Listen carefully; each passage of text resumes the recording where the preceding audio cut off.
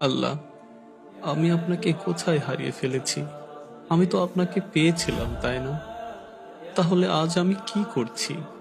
আপনার জন্যই তো আমি দুনিয়ার মোহ ত্যাগ করতে চেয়েছিলাম।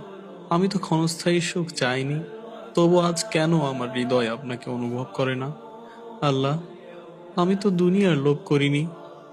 আমি শুধু আপনাকেই চেয়েছি।